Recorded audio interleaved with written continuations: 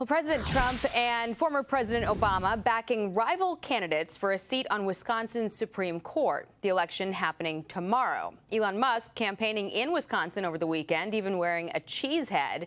He says the stakes of this contest go way beyond that crucial battleground state.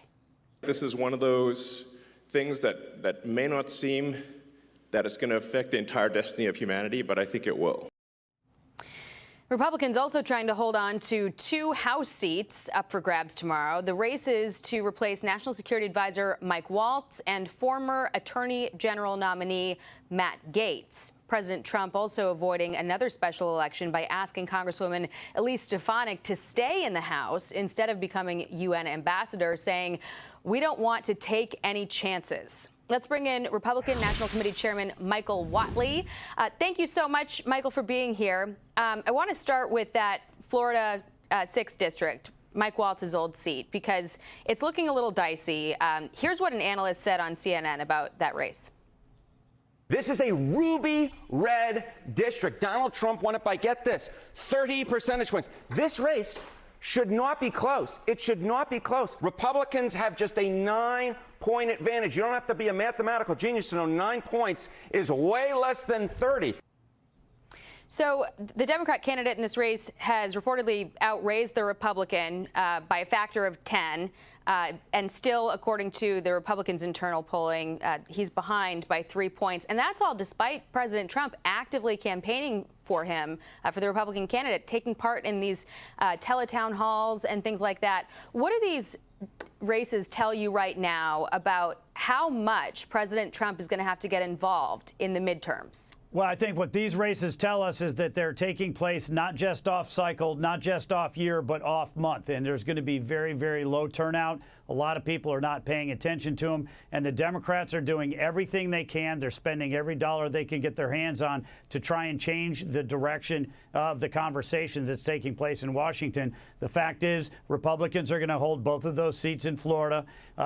It's going to be a hold. And we're going to continue to the work that we're doing in Congress to work on the president's agenda. We've already seen a surprise upset in Pennsylvania. It was a state Senate seat, but still a Democrat winning, that election for the first time in, 136 years was a bit of a shock. And in the first Trump term, I think Republicans lost the most seats of any cycle in this century. So is there going to be a strategy shift that you guys are gaming out in order to drive turnout? Or what are you bringing to the table that's new? Well, what we're doing right now is laying the infrastructure for the midterms. Obviously, we want to make sure that we get past these 2 races tomorrow, as well as the Wisconsin Supreme Court race. And then we're going to head straight into the midterms. We are working on election integrity. We are working on our grassroots program, making sure we're turning out low propensity voters. We're building out the infrastructure in all of the key districts all across the country, because, as you said, those midterms are going to be very critical in allowing President Trump to work with a Republican Congress or Republican Senate for 4 years as opposed to just 2. And while I have you, sir, just want to ask about the president's comments this weekend, sort of floating the prospect of a 3rd term. Do you think that he's serious about that? Is that something that you would support? I don't think that that's a real serious conversation at this point in time. Right now, what the president is focused on is delivering for the American people every single day. He ran on a very simple ticket of making sure that our economy is going to rebound, that we're going to have restored borders, we're going to have safe communities, and a strong standing in the world.